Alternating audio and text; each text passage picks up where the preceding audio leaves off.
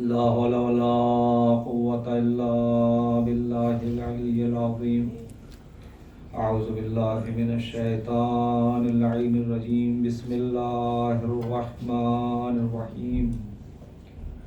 الحمد لله الذي لا يبلغ مدحته القائلون ولا يحصي نعماءه العادون ولا يؤدي حقه المجتهدون الذي لا يدركه غوث الهمم ولا يناله غوث الفتن الذي ليس لصفته حد محدود ولا نقص موجود ولا وقت معدود ولا أجل ممدود. فطر الخلائق بقدرته ونشر الرياح برحمته وبطد بالصخور ميدان أرضه. هو الذي إله كل شيء وخالق كل شيء وصانع كل شيء وعالم بكل شيء. هو الحي الذي يحيي كل حي وحي الذي يميت كل حي وحي الذي قبل كل حي وحي الذي بعد كل حي وحي الذي ليس كمثله حي. والصلاة والسلام على رسول الثقلين محبوب رب المشرقين والمغربين جد الحسن والحسين مولانا ومقتدانا أبي القاسم محمد اللهم صل على محمد وآله الطيبين الطاهرين المعصومين المظلومين ولعنة الله على أعدائهم أجمعين من يومنا إلى قيام يوم الدين. أما بعد فقد قال الله تعالى في كتابه الكريم وهو أصدق الصادقين وقوله الحق. بسم الله الرحمن الرحيم. يا معشر الجن والإنس إن استطعتم أن تنفذوا من أقطار السماوات والأرض فانفذوا لا تنفذون إلا بسلطان. اللهم صل على محمد وآل محمد. عزیزان محترم اور برادران ایمانی، آپ کے دیار محبت میں پہلی مرتبہ حاضری کا شرف حاصل ہوا ہے، اور جس آیہ کریمہ کو میں نے مرکز سخن اور محور تکلم قرار دیا ہے وہ سورہ رحمان کی 33ویں آیت ہے، جس کا ترجمہ ارشاد ہو رہا ہے یا معاشر الجن والانس، اے گروہ جن و انس، ان استطعتم ان تنفذوا من اقطار السماوات والارض، اگر تم زمین اور آسمان کی سرحدوں سے باہر نکل سکتے ہو تو نکل کر دکھاؤ. فانفذوا، نکل کر دکھاؤ. لا تنفذون الا بسلطان، ہم جانتے ہیں کہ تم زمین اور آسمان کی سرحدوں سے باہر نہیں نکل سکتے مگر یہ کہ سلطان کے ذریعے سے. یہ آیت کا ترجمہ ہے. لیکن اس آیت تک پہنچنے سے پہلے اور اس کی تفصیل سے پہلے میں آپ کے سامنے علم، کیونکہ میرا موضوع جو ہے وہ اس وقت علم ہے، قرآن مجید میں بسم اللہ سے لے کر والناس تک اگر ہم قرآن کی تلاوت کرتے ہیں تو علمی حوالے سے ان آیات کو 3 حصوں پہ تقسیم کیا جا سکتا ہے، اور ان 3 گروپ اور 3 حصوں میں کا ایک حصہ یہ ہے کہ جس کو میں نے سرنامہ سخن قرار دیا ہے. اب وہ کس اعتبار سے ہے، آپ کی توجہات مبذول رہے. دیکھیں، ہمارے چھٹے امام امام جعفر صادق علیہ الصلوۃ والسلام فرماتے الرجال اربعۃ، لوگ 4 طریقے کے ہیں. علمی حوالے سے جو میں تقسیم کرنے کی کوشش کر رہا ہوں وہ 3 ہے، لیکن امام نے جو حدیث میں علم کی تقسیم کے حساب سے نہیں، رجال اور مردوں کی تقسیم کے حساب سے آپ فرماتے ہیں الرجال اربعۃ، لوگ 4 طریقے کے ہیں. اب ظاہر ہے اگر معصوم کہیں حصر کر دے تو اس سے کوئی شے نکل نہیں سکتی. تو اب دیکھنا یہ ہے کہ ہم کہاں ہیں. یہ ہر انسان کی اپنی ذمہ داری ہے کہ وہ کون سی کیٹیگری میں ہے اس کو محسوس کرے. مگر مولا نے کیا فرمایا؟ الرجال اربعۃ، لوگ 4 طریقے کے ہیں. رجل یعلم و یعلم انہ یعلم، ھذا عالم فاتبعوہ. ایک وہ انسان ہے جو جانتا ہے، رجل یعلم، ایک وہ انسان جو جانتا ہے، وہ یعلم انہ یعلم، اور وہ یہ بھی جانتا ہے کہ وہ یہ جانتا ہے. توجہ کیجئے گا، یہ ایک کیٹیگری ہے، یعنی علم رکھتا ہے، عالم ہے، اور اپنے عالم ہونے کا بھی علم رکھتا ہے.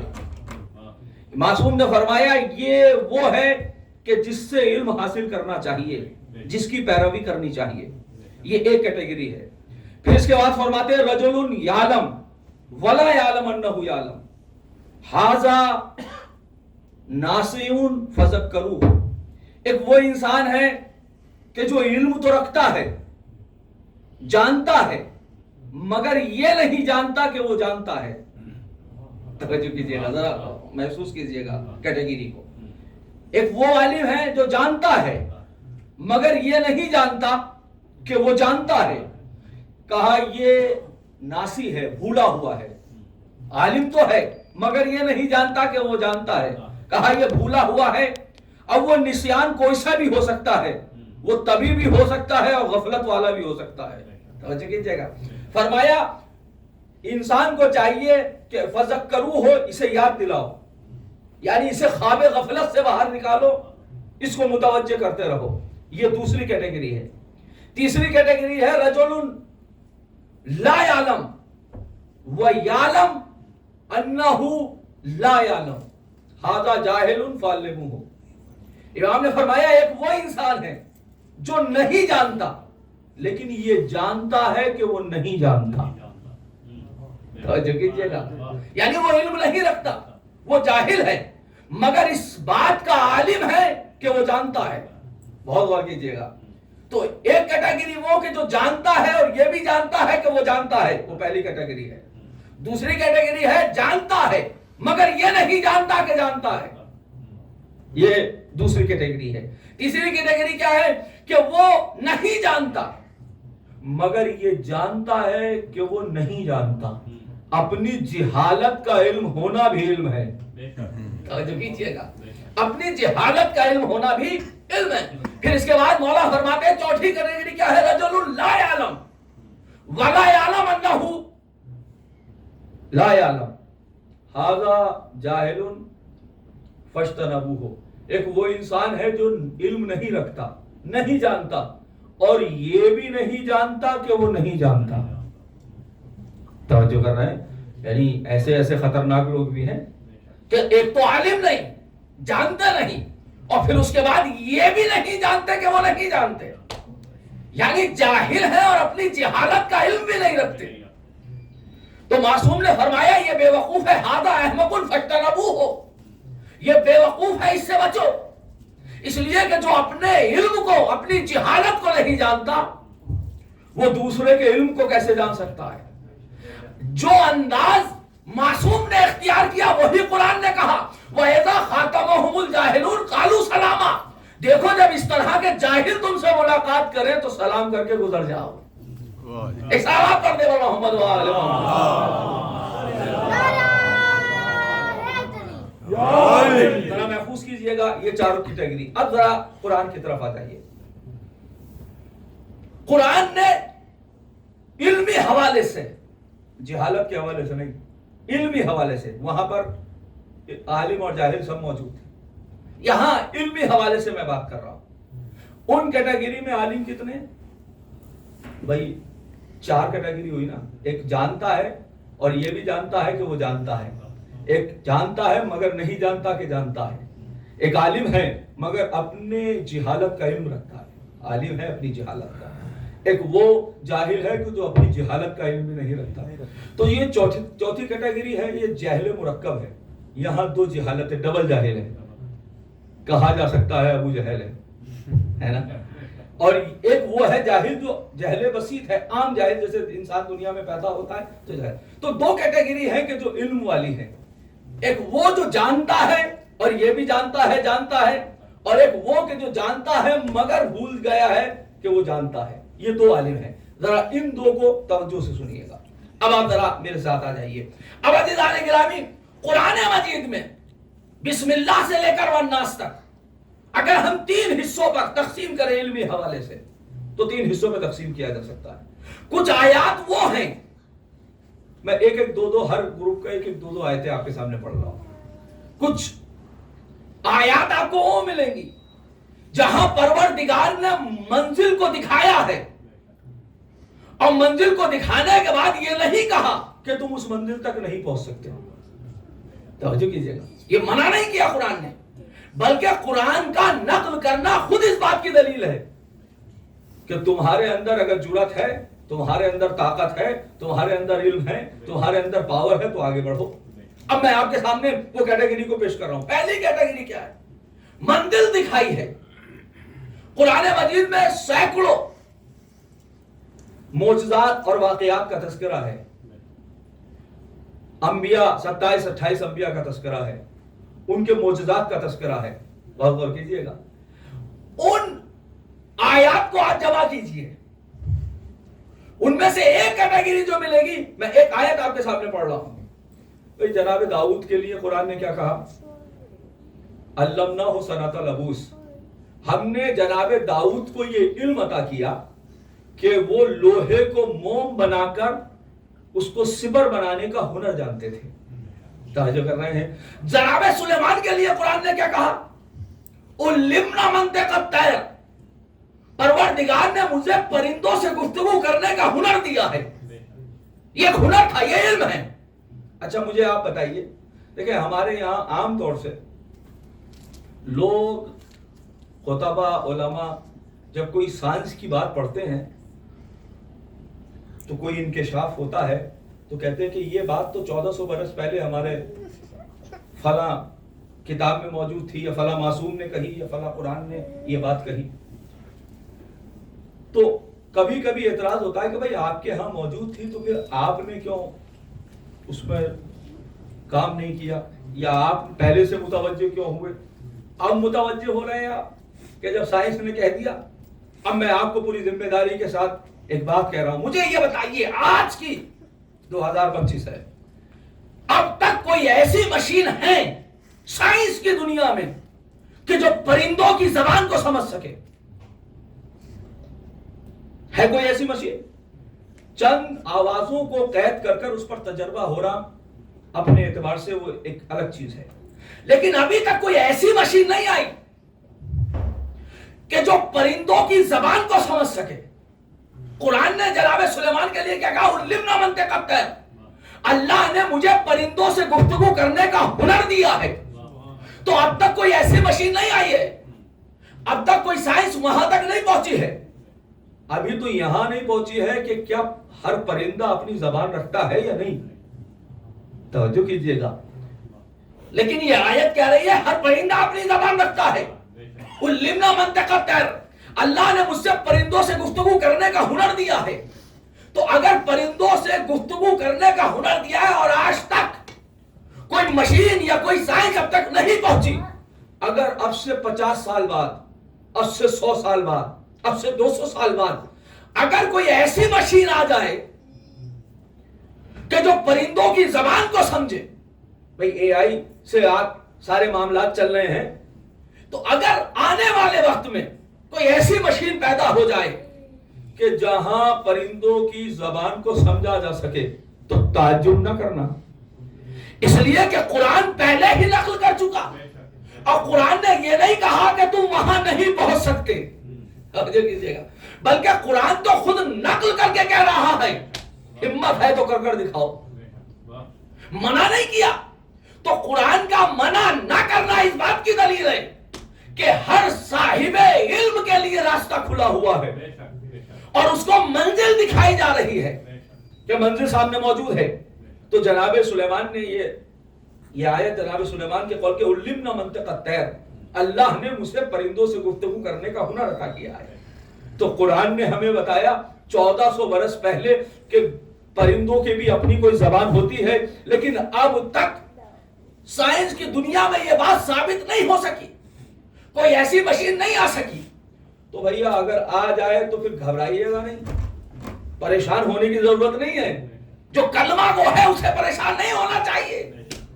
کہتے ہیں نا بھائی کوئی اگر بڑا ایجاد ہو جاتی ہے کہ صاحب سائنس نے یہ کیا، بھائی اگر قرآن ایک چیز کے راستے اور اس طرح کی بہت سی آیتیں ہیں تو اس کا یہ مطلب ہے کہ ایک گروپ وہ ہے قرآن میں کہ جہاں منزل دکھائی گئی ہے اور اس منزل پر پہنچنے کے لیے منع نہیں کیا کہ تم نہیں پہنچ سکتے، یہ ایک کیفیت ہے۔ دوسری کیفیت وہ ہے، قرآن میں کچھ آیتیں وہ ہیں جو منزل دکھاتی ہے اور منزل کے ساتھ ساتھ راستہ بھی بتاتی ہے کہ دیکھو تم جا سکتے ہو مگر اس راستے سے جا سکتے ہو، یہ دوسری کیٹیگری ہے۔ اسی کیٹیگری کی یہ آیت ہے جس کو میں نے پڑھا ہے، یا معاشر الجن والانس، اے گروہ جن و انس۔ دیکھو ظاہر ہے کہ اگر کوئی انسان بظاہر طاقتور ہوتا ہے، کوئی بڑا کام کر دے تو کہتے ہیں کہ یہ انسان ہو یا جن ہے یا نہیں، تو بظاہر جن میں طاقت انسان سے زیادہ ہوتی ہے۔ قرآن مجید میں کچھ چیلنجز وہ ہیں کہ جہاں انسانوں کو ہی نہیں بلکہ جنات کو بھی چیلنج کیا گیا۔ یہ وہ آیت ہے جو میں نے سورہ رحمان کی آیت ہے، یا معشر الجن والانس، اے گروہ جن و انس، ان استطعتم ان تنفذوا من اقطار السماوات والارض، اگر تم زمین اور آسمان کی سرحدوں سے باہر نکل سکتے ہو تو نکل کر دکھاؤ۔ لا تنفذون الا بسلطان، اور دیکھو ہم جانتے ہیں کہ تم نکل نہیں سکتے مگر یہ کہ سلطان کے ذریعے سے نکل سکتے ہو۔ تو منزل بھی دکھائی کہ زمین اور آسمان کی سرحدوں سے نکل سکتے ہو، اور راستہ بھی بتایا کہ سلطان کے ذریعے سے نکل سکتے ہو۔ نعرہ تکبیر، اللہ اکبر، نعرہ رسالت، یا رسول اللہ، نعرہ حیدری، یا حیدری، آواز بلند صلوات، اللہم صلی علی محمد۔ راستہ بھی بتایا کہ سلطان کے ذریعے سے نکل سکتے ہو۔ مولا امیر المومنین نے فرمایا العلم سلطان، علم سلطان ہے، پاور ہے، طاقت ہے۔ تو اس کا مطلب یہ ہے کہ علم کے ذریعے سے زمین اور آسمان کی سرحدوں سے باہر نکلا جا سکتا ہے۔ عزیز توجہ کیجیے گا، نکلا جا سکتا ہے۔ اچھا دیکھو، اگر تم میں اس دعوے میں کسی طرح کا اگر شک ہو تو ہم صرف آیت نہیں تمہارے سامنے نمونہ پیش کر رہے ہیں۔ سبحان الذی اسریٰ بعبدہ، پاک و پاکیزہ ہے وہ ذات جو اپنے بندے کو لے گئی ہے۔ تو کون گیا؟ کہا ساتھ جو سردار الملائکہ تھا جبرائیل، اور ساتھ ساتھ رسول اسلام تھے۔ تو جو اس کائنات کا سب سے بڑا عالم تھا وہ بلندی طے کر رہا تھا، دونوں ساتھ ساتھ تھے، ایک سید الملائکہ اور ایک سید الانبیاء۔ سدرۃ المنتہا تک پہنچے۔ سید الملائکہ نے کہا لو تجاوزت عن مولۃ اللہ ترکت، اگر میں ایک پورا بھی آگے بڑھ جاؤں تو جل کر خاک ہو جاؤں گا۔ یا رسول اللہ اس سے آگے آپ کی منزل ہے، میری اس سے آگے منزل نہیں ہے، اس سے آگے میری منزل نہیں ہے۔ تو میں ہاتھ جوڑ کر جبرائیل سے کہوں اے جبرائیل گھبراتے کیوں؟ تم تو رسول کے پاس آتے رہتے ہو اور اس وقت رسول کی صحبت میں ہو، بھائی رسول کے ساتھ ساتھ گزر جائیے۔ اچھا رسول بھی نہیں کہتے کہ جبرائیل تم ہماری صحبت میں ہو، ہمارے صحابی ہو، اس وقت ہمارے ساتھ کیوں نہیں چلتے، ہم تمہیں لے کر چلتے ہیں۔ نہ رسول کہتے نہ جبرائیل کہہ رہے ہیں، تو جبرائیل کیوں نہیں جاتے رسول کا سہارا لے کر؟ عجب نہیں کہ جبرائیل آواز دیں کہ جو انسان اپنی حد نہیں پہچانتا اسے رسالت بھی کوئی فائدہ نہیں پہنچاتی، لہذا اپنی حدوں کو پہچاننے کی ضرورت ہے۔ اچھا سید الملائکہ رکے اور سید الانبیاء آگے چلے گئے۔ اب قرآن کیا کہہ رہا ہے؟ قرآن کہہ رہا ہے دنا فتدلا فقاب قوسین ادنا، قریب ہوئے اور قریب ہوئے، یہاں تک کہ کعبہ قوسین کی منزلوں پہ آ گئے. اب کعبہ قوسین کیا ہے؟ 2 یا اس سے کم کا کمان کا فاصلہ رہ گیا. بھئی یہ 2 اور اس سے کم کا کمان کا فاصلہ کیا ہے؟ کیا وہاں پر کوئی کمانیں چل رہی ہیں، کوئی تیر اندازی ہو رہی ہے؟ تو علماء نے کہا کہ یہ کمان اس پوری عالم امکان ما سوی اللہ، اللہ کے علاوہ جو کچھ ہے وہ عالم امکان میں آتا ہے. اس کا تعلق کمان کا ہے. ایک قوس سعودی ہے اور ایک قوس نزولی ہے. توجہ کیجئے گا، ایک قوس نزولی اور ایک قوس سعودی، ایک اوپر کی طرف اور ایک نیچے کی طرف. یہ ہے عالم امکان. قوس سعودی کا مطلب، نزولی کا مطلب یہ ہوتا ہے یہ انسان جب اس دنیا میں آیا تو اس سے پہلے 2 عالم کو کراس کر کے آیا.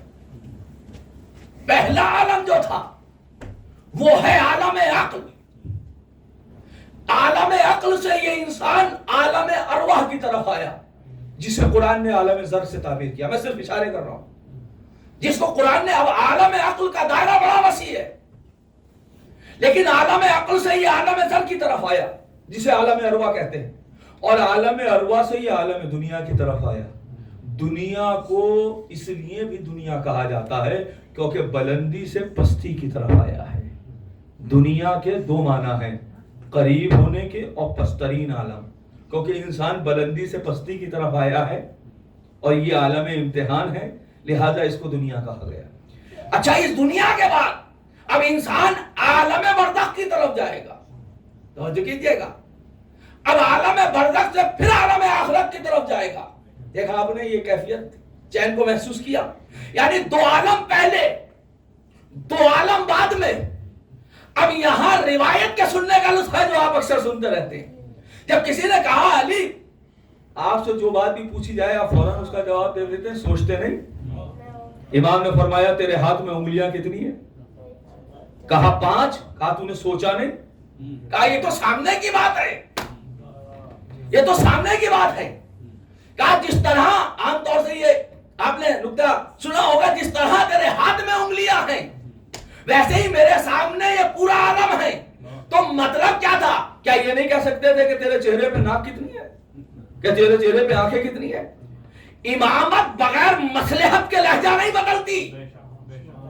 کوئی مصلحت ہوتی ہے تبھی امامت لہجہ بدلتی ہے. تو یہ جو کہہ رہے تھے تیرے ہاتھ میں کتنی انگلیاں ہیں، انگلیاں ہیں 5. کہا جیسے تیرے سامنے انگلیاں ہیں ویسے میرے سامنے پورے یہ عوالم ہے. مطلب یہ تھا جیسے تیرے سامنے انگلیاں ہیں ویسے علی کے سامنے عالم عقل ہے، عالم ارواح ہے، عالم دنیا ہے، عالم برزخ ہے، عالم آخرت ہے. یہ پورا عالم علی کے سامنے ایسا ہی ہے. تو اب وہ چلا جو سید الملائکہ تھے، سید الانبیاء تھے. کعبہ قوسین ادنا، 2 یا اس سے کم کا فاصلہ رہ گیا. اب یہ 2 اور سے، یعنی اب عالم امکان سمجھے آپ، جہاں 5 عوالم جمع ہو جائیں، ما سوی اللہ سب عالم امکان ہے. تو آخر یہ 2 اور سے کم کا فاصلہ کیا مطلب ہے؟ اب آپ محسوس کیجئے گا کائنات میں. اچھا دیکھیے ایک خاصیت ہوتی ہے، لوہا کو اگر آپ آگ پر رکھو، میں اس لیے کبھی کبھی مثالیں دیتا ہوں کہ نوجوان اور بچوں تک مثال ذہن میں رہتی ہے تو فکرہ ذہن میں رہتا ہے، جو فکر ہے وہ ذہن میں محفوظ ہوتی ہے. آپ لوہے کو اگر آگ کے اوپر رکھیے تو لوہا گرم ہوگا، اپنی صحبت کو قبول کرتا ہے نا.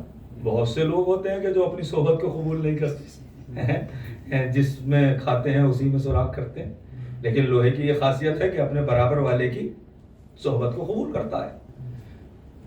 اچھا ابھی وہ گرم ہوا، آپ اسے اور دیر رکھیے، جیسے جیسے وقت گزرتا جائے گا وہ اور گرم ہوتا جائے گا. ایک کیفیت وہ آئے گی کہ وہ رنگ بھی بدل دے گا، سرخ ہو جائے گا.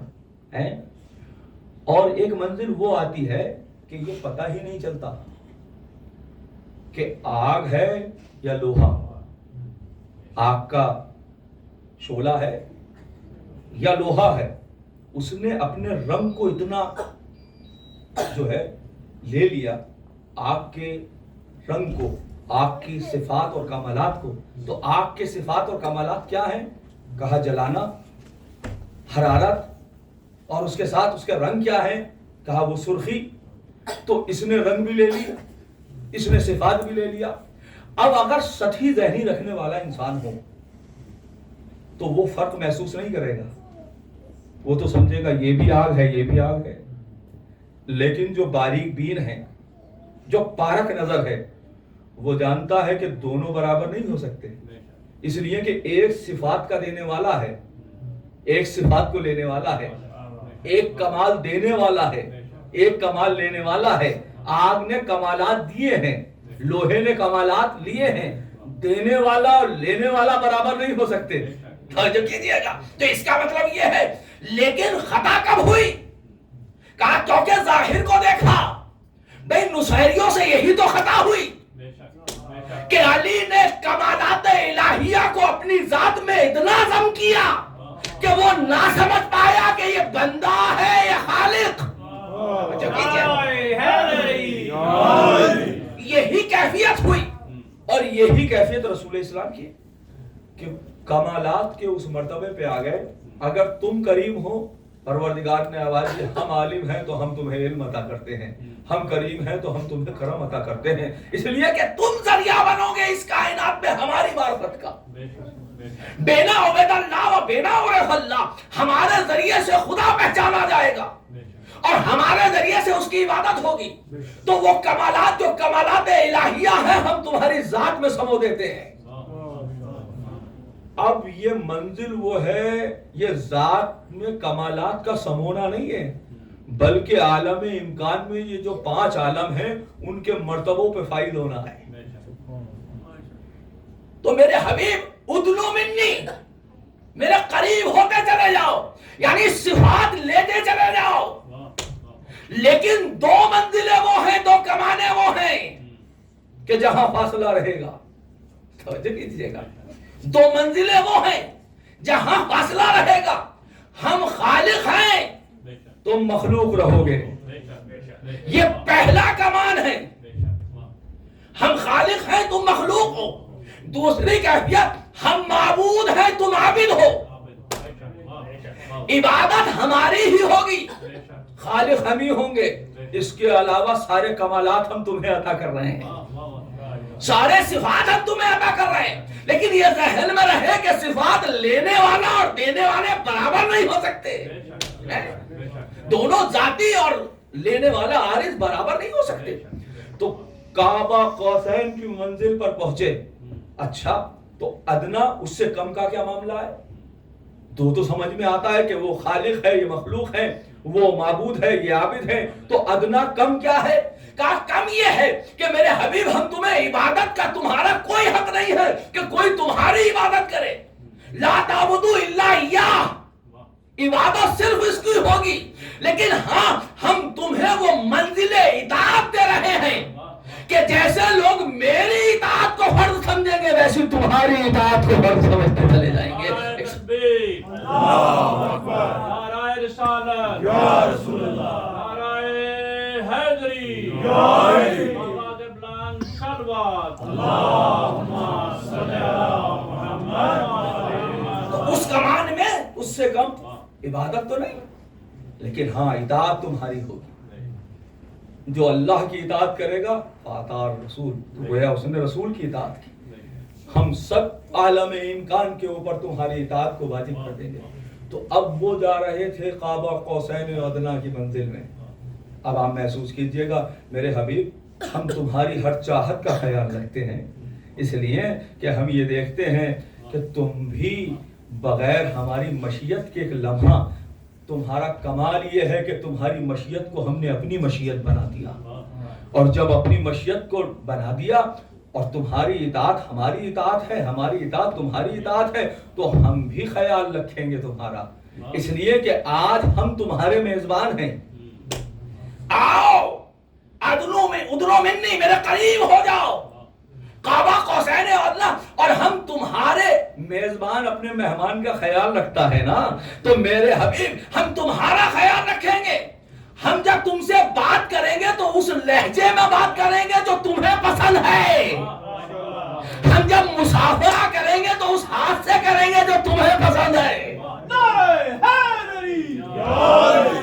اس لیے کہ جو مسافرہ کرنے والا ہوگا.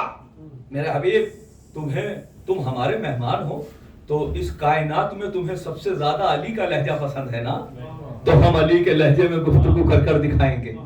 تمہیں ید اللہ پسند ہے نا, تو ہم علی سے مصافحہ کرنے دکھائیں گے. عزیزوں میں معراج نہیں پڑھ رہا, لیکن ایک بات کہنا چاہتا ہوں, غور کیجئے گا. چلیے شعر کی شکل میں سن لیجئے, کبھی کبھی بات شعر کی شکل میں جلدی اچھے سے پہنچ جاتی ہے. بے بس رسول معراج کی بلندیوں پر ہیں, لہجہ علی میں پروردگار گفتگو کر رہا ہے, مصافحہ ہو رہا ہے. تو بے بس شب اسرا ہے علی سے سوال کرتے ہیں, مولا سے سوال کرتے ہیں. بے بس شب اسرا ہے تجسس کی نظر بھی, دعوی سلونی ہے تو دے مجھ کو خبر بھی. بے بس شب اسرا ہے تجسس کی نظر بھی, دعوی سلونی ہے تو دے مجھ کو خبر بھی. وہ کون محمد سے تھا گویا پس پردہ, اللہ تو پردے کے ادھر بھی ہے ادھر بھی. اشارات پردے پر محمد والے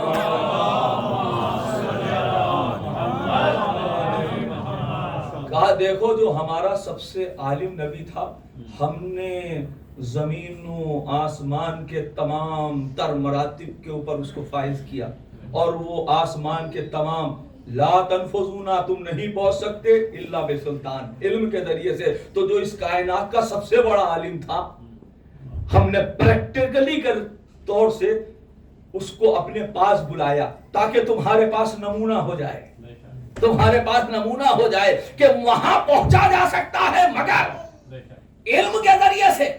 اچھا آج ریلیٹیوٹی کا جو نظریہ ہے وہ آپ کے سامنے ہے نا, تو یہ بات تو ثابت ہے نا کہ اگر بجلی کی رفتار سے کوئی شے چلے تو اس کے لیے وقت بینڈ ہو جاتا ہے, وقت مڑ جاتا ہے. ارے جو خود مکمل نور ہو, اب اس کے لیے وہ روایت سمجھ میں آتی ہے کہ وضو کا پانی کیسے بہتا رہا, توجہ کر رہے ہیں, زنجیر در کیسے ہلتی رہی. اس لیے کہ جو اگر نور کی رفتار کے قریب ہو تو اس کے لیے وقت مڑ جاتا ہے, اور جو کہہ رہا ہو اول ما خلق اللہ نوری, اللہ نے سب سے پہلے میرے نور کو خلق کیا. تو آپ نے محسوس کیا تو تم یہ آیت وہ ہے جہاں منزل دکھائی جا رہی ہے کہ تم پہنچ سکتے ہو مگر اس شرط کے ساتھ. یہ دو کیٹیگری ہو گئی, غور کیجئے گا. ایک کیٹیگری جہاں منزل ہے مگر یہ نہیں کہا گیا کہ تم نہیں پہنچ سکتے. دوسری کیٹیگری منزل بھی دکھائی, پہنچنے کا راستہ بھی دکھایا. اس طرح کی بہت سی آیتیں آپ کے سامنے پیش کرتا ہوں. تیسری کیٹیگری وہ ہے جہاں قرآن نے کہا کہ تم یہاں نہیں پہنچ سکتے. ہم چیلنج کر رہے ہیں کہ تم نہیں پہنچ سکتے. دیکھو اگر تم میں ہمت ہے تو قرآن کا مثل لے آؤ. نہیں, قرآن تو بہت بڑی چیز ہے, سور عشر سور مفتریات, 10 سورے بنا لے آؤ. نہیں 10 سورے تو بہت بڑے ہیں, فاتو بے سورت من مثلہ, ایک سورہ لے آؤ. یہ چیلنج ہے کہ تم کر نہیں سکتے, توجہ کیجئے گا, یہ کر نہیں سکتے. اور ایک ہی نہیں ہے, انسان کو اتنا مجبور کر کر دکھایا کہ جو چیز تیرے سب سے زیادہ قریب ہے, وَيَسْأَلُونَكَ عَنِ الرُّوحِ, میرے حبیب لوگ تجھ سے روح کے بارے میں سوال کرتے ہیں. قُلِ الرُّوحُ مِنْ أَمْرِ رَبِّي, ان سے کہہ دو روح میرے اللہ کا امر ہے. وَمَا أُوتِيتُم مِنَ الْعِلْمِ إِلَّا قَلِيلًا, اور ہم نے جو تمہیں علم دیا ہے وہ بہت کم دیا ہے. اس کا کیا مطلب ہے؟ علم کم دیا ہے یعنی حقیقت روح کو تم چھو نہیں سکتے. انسان کے سب سے زیادہ قریب ہے روح. مجھے بتائیے کہ جسم روح کو چلاتی ہے یا روح جسم کو چلاتی ہے؟ شریک ہو جائے, کوئی مسئلہ نہیں.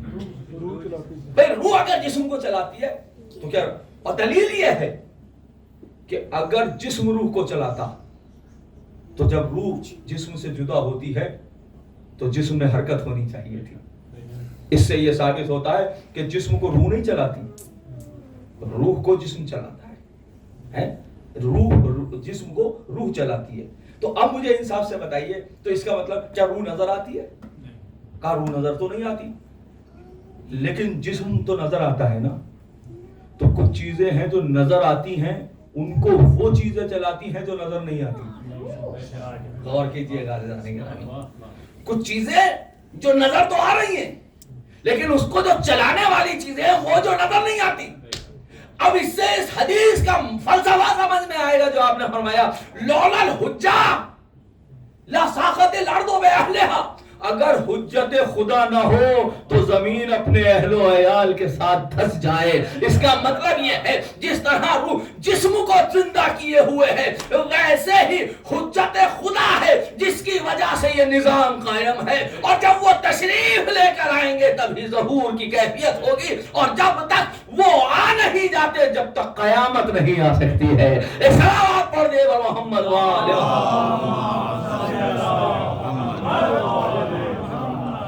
اچھا اب آپ مجھے بتائیے کہ قرآن نے کیا کہا کہ یسألون. میرے ابھی لوگ مجھ سے روح کے بارے میں سوال کرتے ہیں قل الروح من امر ربی. ان سے کہتے ہو روح میرے اللہ کا امر ہے. وما اوتیتم من العلم الا قلیلا. اور تمہیں جو علم دیا ہے وہ بہت کم ہے. تو کیا مجھے بتائیے آج علم کم ہے؟ بھائی علم کم ہے. آج انسان دوش ہوا پہ سوار ہے. آج انسان جو ہے وہ موسموں کو اپنے کمرے میں گرفت میں لے رہا ہے.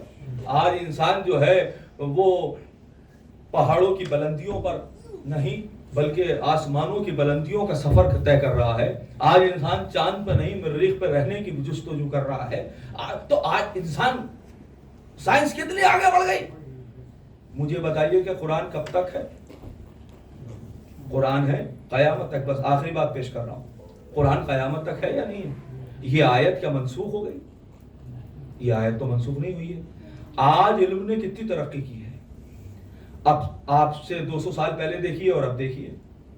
اب آپ سوچئے کہ اب سے 500 سال بعد کیا کیفیت ہوگی. لیکن قرآن کی آیت یہ کہتی رہے گی وما اوتیتم من العلم الا قلیلا.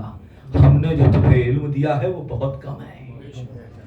ہم نے جو تمہیں علم دیا ہے. تو جب آج کیفیت علم کی یہ ہے آگے چل کر علم کی کیا کیفیت ہوگی. مگر قرآن کی آیت یہ کہتی رہے گی کہ تمہیں علم بہت دیا ہے. میں نے کہا پروردگار ہاتھوں کو جوڑ کر عرض کیا معبود یہ علم کم تو نہیں ہے.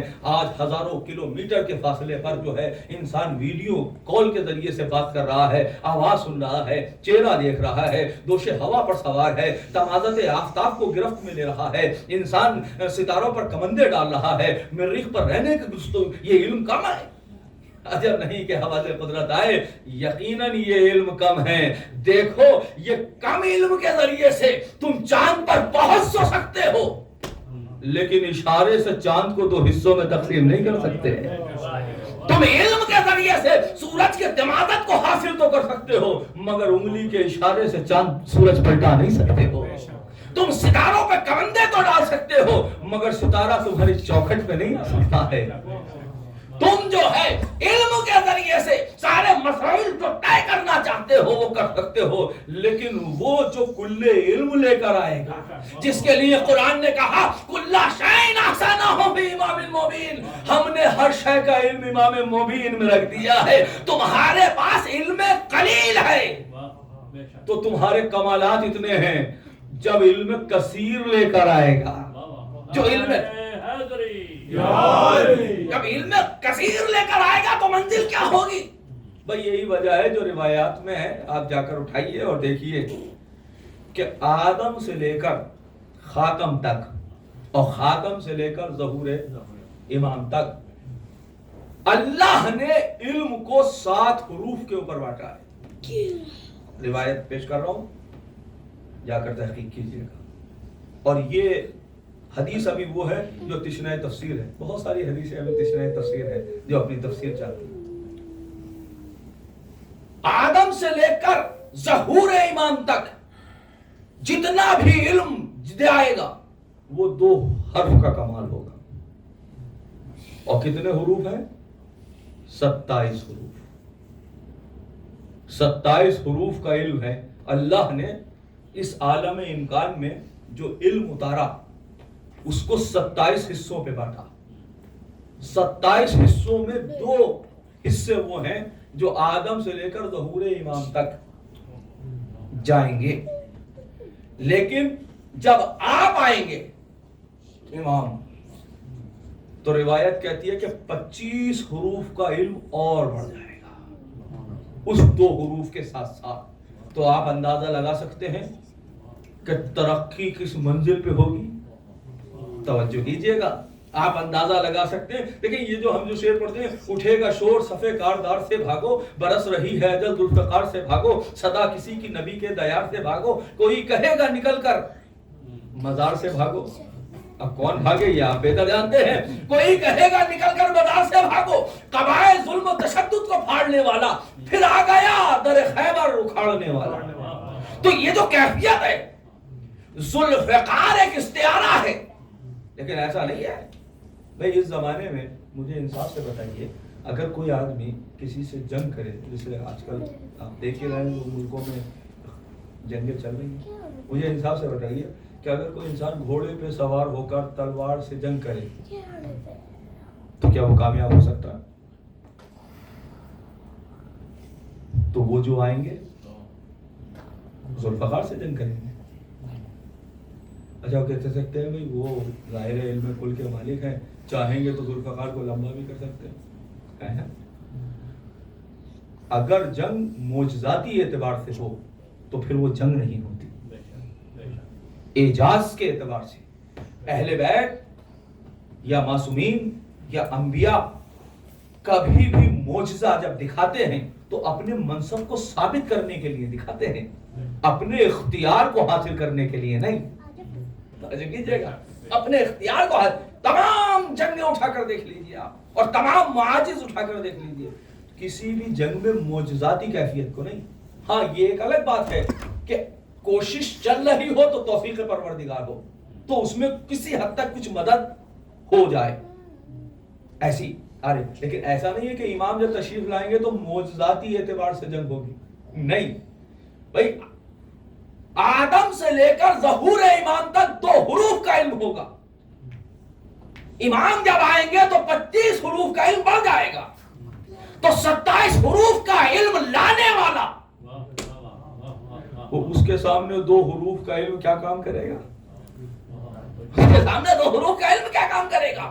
تو امام اس زمانے کے تقاضے کے اعتبار سے جنگ فرمائیں گے. یہ الگ بات ہے کہ ذوالفقار ایک ایسا استعارہ ہے کہ جس کے لیے کہا لا فتح الا علی لا سیف الا ذوالفقار, یعنی اس کا مطلب یہ ہے کہ کچھ لوگ ایسے ہوں گے جن کا حل سوائے ذوالفقار کے کچھ نہیں ہوگا. ایک صلوات پڑھ دے محمد وآل محمد. بس میرے عزیزو, تو آپ نے دیکھا یہ علم کا ایک علم اس طرح کی سینکڑوں آیتیں ہیں کہ جو منزل دکھاتی ہیں اور راستہ کھلا ہے اہل دانش کے لیے کہ جائیں اور جا کر دیکھیں. دوسری طرف وہ گروپ ہے کہ جو ہاں منزل دکھائی گئی, طریقہ بھی بتایا گیا کہ ایسے پہنچ سکتے ہو. تیسرا منزل ہوا ہے جہاں کہا گیا کہ تم کتنی بھی کوشش اور کاوش کر لو مگر اس منزل پہ تم پہنچ نہیں سکتے, ہم تمہیں چیلنج کر کر دکھا رہے ہیں. تو افسوسناک ہے اگر قرآن اس علمی حوالے سے گفتگو کرے اور اس کے باوجود مسلمان پیچھے رہ جائے تو یہ افسوس ہے. میں اکثر ایک جملہ کہتا ہوں, بس یہی جملہ کہہ کر مسائل کی طرف جب بڑھ رہا ہوں, اکثر آپ اگر 6 ہجری تک دیکھیں گے تو آپ کو بڑی تعداد میں مسلمان بڑے پڑھے لکھے اور سائنسداں اور ہر علم کے میں مہارت رکھنے والے ملیں گے. لیکن اس زمانے میں آپ کو ہزاروں میں کوئی 1-2 سائنٹسٹ اور وہ مل جائیں گے, 1-2 ہزاروں میں. اس کی کیا وجہ ہے؟ اس کی وجہ یہ ہے کہ 6 صدی کے بعد مذاہب کی جنگیں شروع ہوئی. اب انسان کو اس چیز میں کم دلچسپی رہی کہ وہ جنت میں کیسے جائے گا, دلچسپی اس پر زیادہ ہوئی کہ ہم دوسرے کو جہنم میں کیسے بھیجیں گے, جس کی وجہ سے علم سستا پڑ گیا, مذاہب کی جنگیں رہیں. معصوم نے واحد وہ علم ہے کہ جہاں اسیروں کو جب گرفتار کر لیا جاتا تھا, جنگوں میں جب اسیروں کو گرفتار کیا جاتا تھا تو جو پڑھے لکھے افراد ہوتے تھے ان کی سزا رسول یہ قرار دیتے تھے کہ ان کی سزا ہی یہی ہے کہ یہ تعلیم دیں. ہاتھوں کو جوڑ کر عرض کروں یا رسول اللہ, دشمن ہے, دشمن سے آپ تعلیم دلوا رہے ہیں, کہا علم وہ جگہ ہے، علم وہ شے ہے جہاں نہ جگہ معین ہے، جہاں نہ زمان معین ہے، جہاں نہ مکان معین ہے، جہاں سے بھی علم ملے اس کو لے لو۔ بس میرے عزیزو، یہی وجہ ہے کربلا کا کہ مقاصد میں، کربلا کے بہت سے مقاصد ہیں، ان میں سے ایک مقصد یہ بھی تھا۔ امام صادق نے زیارت اربعین امام صادق سے مومن کی علامت کیوں قرار دی گئی؟ اس لیے کہ اس میں شہادت کا مقصد بتایا گیا۔ کیا ہے شہادت کا مقصد؟ اس اور مومن کی علامت بتائی گئی کہ زیارت اربعین کی تلاوت کریں۔ اس میں جملہ ہے بذل مہجتہ فیک، چھٹے امام فرماتے ہیں پروردگار میرے جد نامدار نے تیری بارگاہ میں قربانی اس لیے دی ہے، بذل مہجتہ فیک، اپنا خالص خون تیری بارگاہ میں اس لیے پیش کیا ہے، لیستنقذ عبادک من الجہالہ و حیرت الضلالہ، تاکہ لوگوں کو جہالت سے نکالا جائے اور روشنی علم میں لایا جائے، اور لوگوں کو جو ہے وہ گمراہی سے نکالا جائے اور ہدایت پر لا کر دیا جائے۔ تو مقصد کربلا ایک یہ ہے کہ چاہے وہ جہالت ولایت کی ہو یا توحید کی ہو یا امامت کی ہو یا نبوت کی ہو، کوئی بھی جہالت ہو، اس جہالت سے نکال کر روشنی علم میں لانا یہ کربلا کا کام ہے۔ بس عزیزو، 11 محرم کو یہ لٹا ہوا قافلہ چلا۔ تاریخ نے عجیب عجیب کیفیات لکھی ہیں، میں چند جملے پڑھ کر گفتگو کو ختم کر رہا ہوں۔ عجیب عجیب کیفیات تاریخ نے لکھی ہیں۔ جب 11 محرم کو یہ قافلہ گیا، تاریخ بتاتی ہے 28 رجب کو یہ قافلہ مدینے سے چلا تھا، اور اس کے بعد جو ہے یہ قافلہ شعبان 3 شعبان کو مکہ پہنچا، اور مکہ سے 8 ذی الحجہ کو نکل کر یہ قافلہ 2 محرم کو وارد کربلا ہوا۔ 10 محرم کو یہ قافلہ لٹ گیا۔ 11 محرم کو اس کو گرفتار کر لیا گیا، بیواؤں کو اسیر کر لیا گیا۔ سید سجاد کے ہاتھوں میں ہتھکڑیاں ہیں، پیروں میں بیڑیاں ہیں، گلے میں توقے خاردار ہیں۔ مجھے کائنات میں کوئی ایسا سوگوار بتاؤ کہ جس کے گھر والے دنیا سے چلے گئے ہوں، اس کو تسلی اور پرسے کے بجائے ہاتھوں میں ہتھکڑیاں ڈال دی جائیں، پیروں میں بیڑیاں ڈال دی جائیں۔ بس میرے عزیزو، جب یہ قافلہ بڑھ رہا تھا تو ایک ایک کو سوار زینب نے کیا، لیکن تاریخ کا جملہ عجیب ہے۔ جب زینب کے سوار کرنے کا موقع آیا تو ایک مرتبہ وہ زینب جو ہر موقع پر حسین کو یاد کرتی تھی، یہاں پر بھائی کو بھی یاد نہ کیا، ایک مرتبہ فرات کا رخ کیا اور رخ کر کے آواز دی، یا ابوالفضل انت الذی ارکبتنی ضربت الخروج من المدینہ، اے میرے بھیا عباس، جب میں مدینے سے چلی تھی تو تم نے مجھے بڑے شان سے سوار کیا تھا، کیا زینب کو سوار کرنے والا نہیں ہے؟ لیجئے یہ قافلہ چلا۔ تاریخ بتاتی ہے 13 محرم کو کوفہ میں پہنچا، اور 13 محرم کو یہ قافلہ جب کوفہ میں پہنچا ہے تو کس کیفیت کے ساتھ پہنچا؟ کسی نے چھٹے امام سے یہ جملہ، چوتھے امام سے پوچھا، مولا ہمیں یہ تو بتائیے، مولا ہمارا ایک دوست ہے وہ یہ کہتا ہے کہ جب ابن زیاد کے دربار میں آپ پہنچے اور مسلم پہنچے تو اس وقت وہ موجود تھا۔ ابن زیاد کے دربار میں جب مسلم پہنچے ہیں تو کیفیت یہ تھی کہ مسلم کی جانے کا انداز دربار ابن زیاد میں وہ تھا کہ چہرہ اٹھا ہوا تھا، سینہ چوڑا کیے ہوئے تھے، لیکن مولا وہ میرا دوست کہتا ہے کہ جب آپ ابن زیاد کے دربار میں گئے تو شانے ڈھلے ہوئے تھے، سر جھکا ہوا تھا۔ مولا امام کا صبر و شجاعت تو عام انسان سے زیادہ ہوتا ہے، تو مسلم جب گئے تو اس شان سے گئے، مگر آپ کے شانے کیوں جھکے ہوئے تھے؟ آپ کا سر کیوں جھکا ہوا تھا؟ امام نے روک کر فرمایا، کیا تیرے دوست نے یہ نہیں بتایا کہ جب مسلم میرے چچا نے دربار میں قدم رکھا تو وہ یکو تنہا تھے، مگر جب سید سجاد گئے تو ماں بہنوں کے کھلے ہوئے غیرت سید سجاد کیسے اجازت دیتی؟ لہذا سر کو جھکا کے چلے۔ بس جزاکم ربکم خیر الجزا۔ 13 تاریخ کو یہ قافلہ پہنچا کوفے میں، تاریخ کہتی ہے پھر 18 کو یا 22 کو یہ قافلہ چلا، اور آج یا دوسرا پہلی سفر یا دوسری سفر تھی کہ جب یہ قافلہ شام میں داخل ہو رہا ہے. بس ابھی وہ چند جملے شام کے سن لیجئے. جناب نعمان ابن منذر مدائنی کہتے ہیں, ہاتھوں میں جوڑ کر عرض کرتے ہیں, مولا مجھے یہ بتائیے کہ سب سے زیادہ مصیبت کہاں پڑی؟ امام نے فرمایا الامان من الشام, الامان من الشام, اللہ شام سے ہمیں حفظ و امان میں رکھے. آقا ساری کیفیتیں جو ہیں, سارے مصائب تو کربلا میں ہو چکے ہیں. آپ نے علی اکبر کی قربانی دی ہے, وہ کربلا میں دی ہے. عباس کے بازو کٹے ہیں, وہ کربلا میں ہوئے ہیں. پھر شام میں ایسا کیا ہوا؟ امام نے جملے ارشاد فرمائے. سننا چاہو گے نعمان؟ بس عزیزوں میں عربی متن کو چھوڑ رہا ہوں. بس ایک مرتبہ فرمایا لما دخلنا فی الشام, جب ہم شام میں داخل ہوئے, انہم یحاصروننا بنا, فوج اشقیاء نے ہمیں چاروں طرف سے گھیر لیا اور ان کے ہاتھوں میں نیزے تھے, ان کے ہاتھوں میں نیزے تھے, ان کے ہاتھوں میں تلوار تھی. وَيَزُونَنَا بِنَا, اس کی نوکوں سے ہمیں تکلیفیں دے رہے تھے. وَالنَّاسُ يَضْحَكُونَ عَلَيْنَا, اور لوگ دیکھ دیکھ کر ہنس رہے تھے.